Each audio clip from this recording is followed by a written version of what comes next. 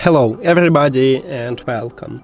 In this video I'm going to answer the question: how do you know if your EARFUN Air 2 are charging?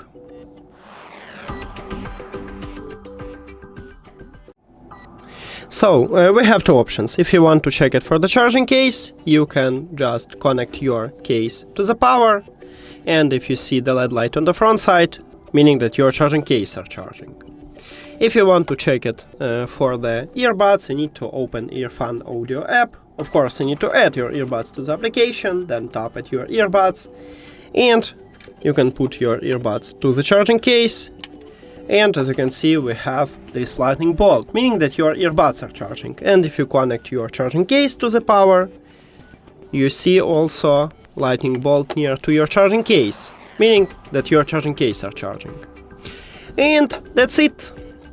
Thank you for watching this video. If you found it helpful, please consider subscribing to the channel and leave the like on the video. See you later!